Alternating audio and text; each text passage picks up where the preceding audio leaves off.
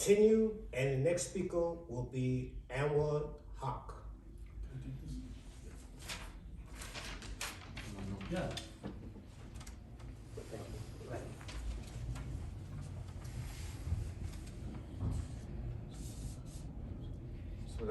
بسم الله الرحمن الرحيم الحمد لله رب العالمين والصلاة والسلام على سيد المرسلين وعلى آله وصحبه أجمعين ولا حول ولا قوة إلا بالله العظيم السلام عليكم ورحمة الله تعالى وبركاته. One of peace and blessings be upon all of you and for all those that are watching on Zoom and those who had the intention of coming but couldn't make it. May Allah accept from them as well. And Jazakallah khair, brother Abdullah, for the introduction, and also the people that spoke before me, Qari Saab, and also brother Farooq, for that wonderful explanation and explication of the life of Al-Malik al-Shabazz, Al-Hajj Malik al-Shabazz, rahmatullah ta'ala, Malcolm X. Malcolm X, I'm going to keep this very short because I'm sure many of you are more knowledgeable about him, but a few things that I've learned from his life, which I would like to share, is basically 5 major lessons. And Allah subhanahu wa ta'ala says in the Quran, in Surah Baqarah, that those who passed on in the way of Allah, the shuhada, don't think of them as dead, but indeed they're alive. And if you look at Malcolm X, he is very much alive. His teachings, his legacy. And last week I was at his grave, and one thing that it was just, when you're thinking of Malcolm X, it's like it transports you back into 1965, even though I think many of us, or most of us, weren't even born in 1965. But there is that component of people that are close to Allah, that they transcend time. And one of the things about Malcolm X was that his message was so universal, even though it was very specific it was very much rooted in the American context, but it was also universal, because he was one of the greatest followers of the Prophet Muhammad, peace and blessings be upon him. I believe that. And so the 5 lessons I want to mention today from Malcolm X was being truthful. So Malcolm X was 100% truthful with himself, but before he was truthful with other people, he was very honest with himself. Which man, how many people do we know that they have such a huge following and they have such an important position, be it in a company or in politics or an organization, and they leave all of that for the sake of the truth? They're willing to risk all of that. And in Surah Asr, Allah subhanahu wa ta'ala ends, وَتَوَاسَوْا بِالْحَقِّ وَتَوَاسَوْا بِالصَّبْرِ, right?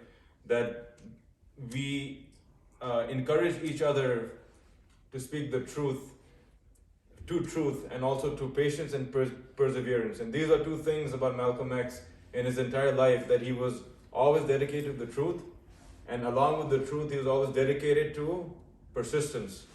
Patience through persistence. He's always working till the last day. I mean, the last week before he was martyred, every day was a speaking arrangement. All over New York, I think he even flew to Detroit one night. The night after his house was firebombed in Queens. This is the dedication that he had. So being truthful to the cause of whatever you believe in, and for him to leave all of that and follow Orthodox Islam, and to not just leave everything behind, but whatever he knew, to bring that into the fold of Islam, right? Because one of the things we need to realize is Malcolm X was still very much dedicated to the cause of blacks in America. It's not that he abandoned it or became Muslim, so I don't need to think about that. No, but that becoming Muslim, saying La ilaha illallah Muhammadur Rasulullah, and rejecting the teachings of the nation of Islam, it only enhanced his love and struggle about his own people. So that's very important, is that his dedication to the truth made him grow. And you can see that in the last year of his life, which is extraordinary. It's a miracle. Second thing is, it goes back to the first thing. Like I mentioned, his last year was so extraordinary that brought in everything that we know about him. Was the hadith of 5 before 5. So Rasulullah sallallahu alaihi wasallam, he said that you take advantage of 5 things before 5 things. He mentioned 2 things I want to mention is your youth before your old age, and your free time before you get busy. Malcolm X was only 39 years old when he was martyred. He wasn't even, according to most Muslim scholars, youth ends at 40. meaning the adulthood really starts at 40. He was still a youth actually, at 39, right? 39, he accomplished all of that. But when you listen to his speeches, it's like his wisdom was greater than people who were probably in the 70s and 80s. I mean, this guy's in his 30s and he's speaking with such great wisdom. And that reminds me of the hadith that you take advantage of what? Your free time before you get busy. So he was always on the go.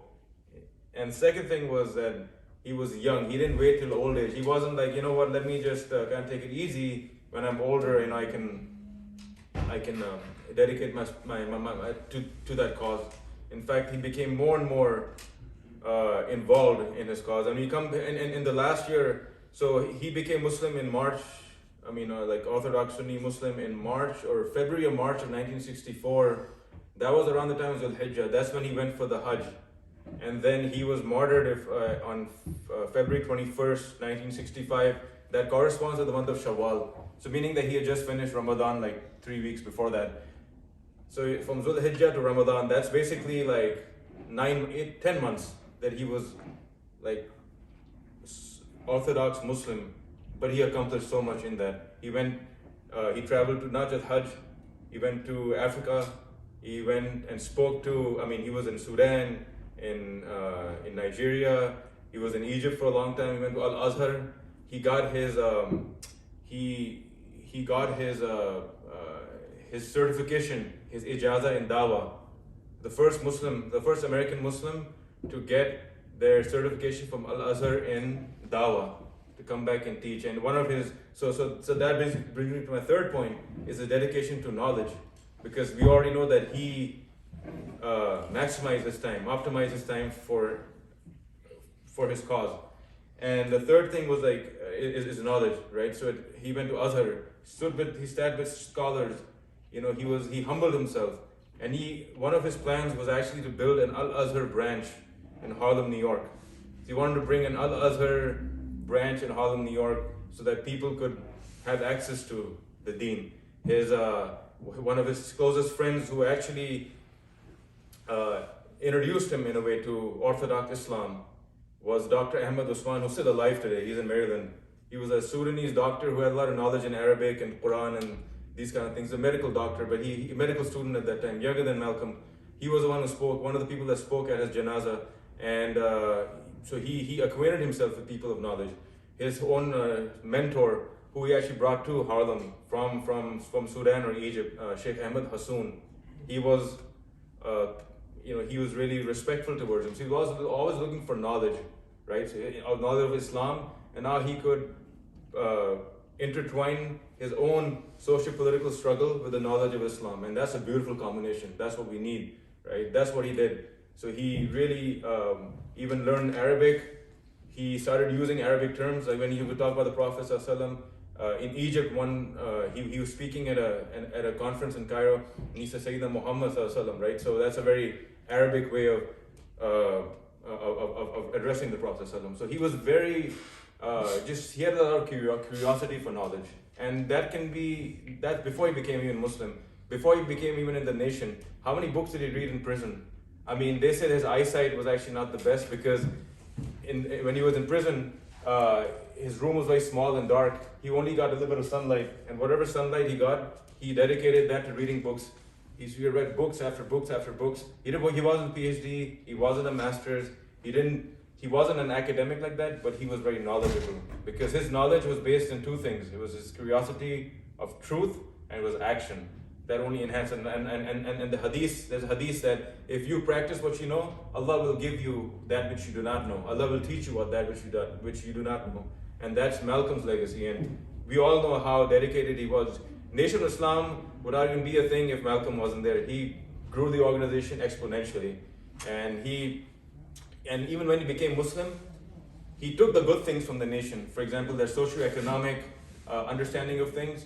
Obviously, he left the theology, but he took the good things from them, and then he had Islam, and bam, like within Islam, he brought all of it together. Fourth point I wanted to bring up was fighting racism. So one of the things that a lot of times, people say, like, when Malcolm became Muslim, like everything was hunky dory. Like, yeah, it was in the sense that he was now in the fold of Islam, and he was on in the path to paradise. And inshallah, Allah grant him may Allah grant him the greatest station in paradise with the Prophet ﷺ and the Shuhada and everyone. We pray that every day for Malcolm, because we believe that he was a martyr, a shaheed, inshallah. So one of the things that when he came back, it wasn't that he became how some of the I remember one of the Imams in Harlem said that Malcolm did not become MLK when he came back, even though MLK was also a very dedicated to civil rights, but his ideology was different. It's more modern, but he was more of a pacifist in some ways. It wasn't like Malcolm left that fire that he had in that militant. It's that he channeled it in a positive direction. So instead of just saying that he just matured basically. I mean, Islam, what it did was it further matured his understanding of race, but he still was very much cognizant of the fact that racism still existed. It still exists in America today, and in New York City, which is the bastion of liberal ideology, right? I mean, we can see it like it's in your face every single day. Systemic racism. You know, I take the train from here, the J train, from this stop right here on Myrtle, and then I take it to Fulton. I mean, there's such a big difference in just the way they treat just a train stop, you know?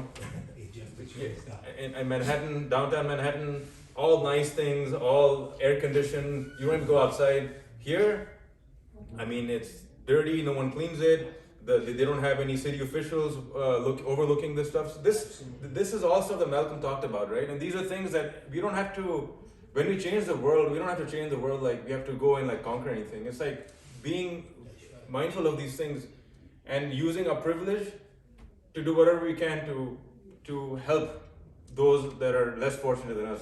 So systemic racism still existed, and when Malcolm talked about racism, he's not just talking about racism like some white supremacist comes to you and starts saying stuff to you. That's like elementary school racism. There's like a PhD style racism, which is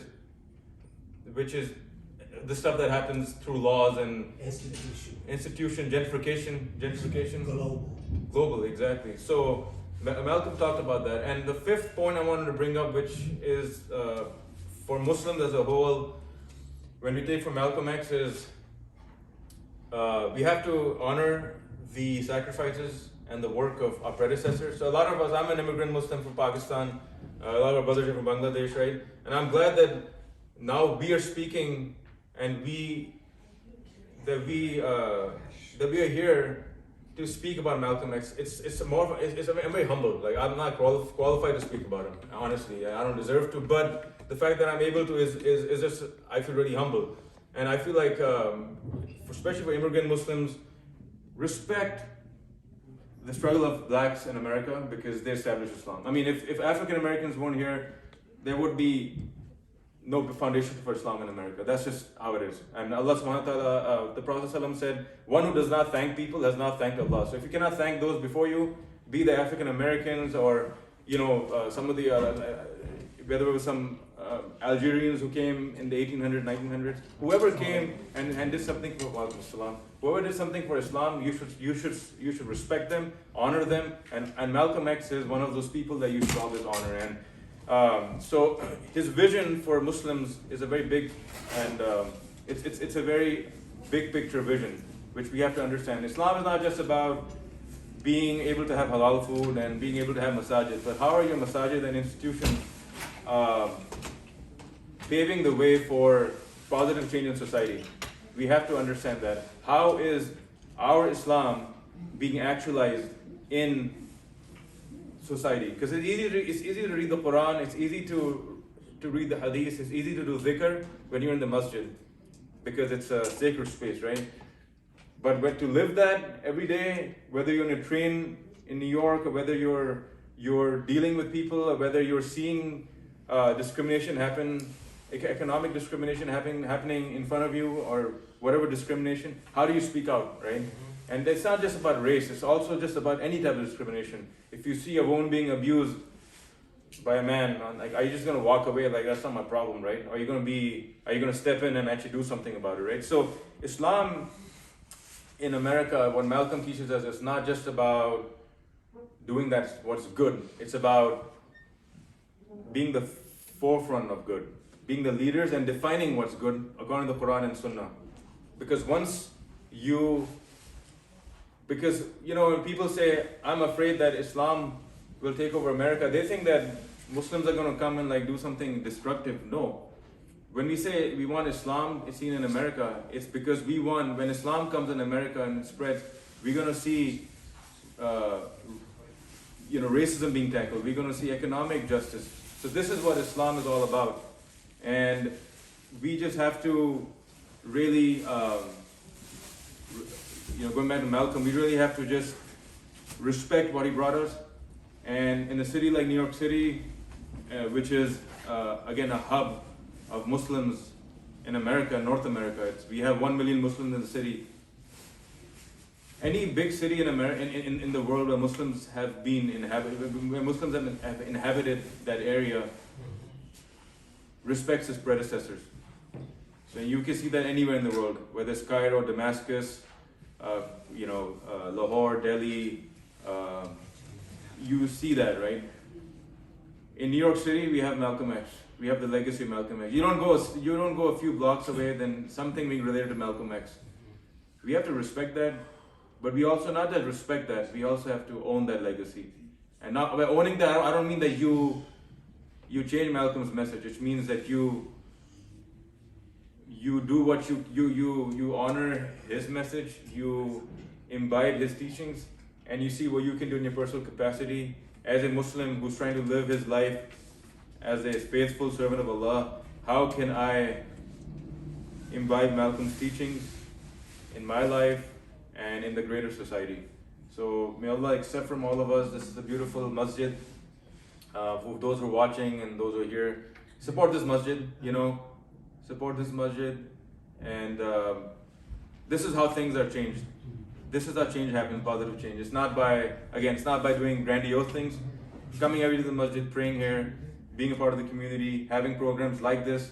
And in Malcolm's name, inshallah, I pray that we have a Sunday school, that we are teaching Arabic, because the sadaqah jari of all of that will go to Malcolm, but also we get the reward of that too. So let's use Malcolm's legacy to really, really, really normalize Islam, like true Islam in America, inshallah. So thank you very much, Brother Habib, for inviting me, and for all of you, and may Allah accept from us. May Allah make us true followers of Rasulullah sallallahu alaihi wasallam, and may Allah make us the best version of ourselves. ربنا تقبل منا إنك أنت السميع العليم وتب علينا إنك أنت التواب الرحيم وصلى الله تعالى على سيدنا محمد وعلى آله وصحبه أجمعين سبحان ربك رب العزة عما يصفون والسلام على المرسلين والحمد لله رب العالمين. Thank you.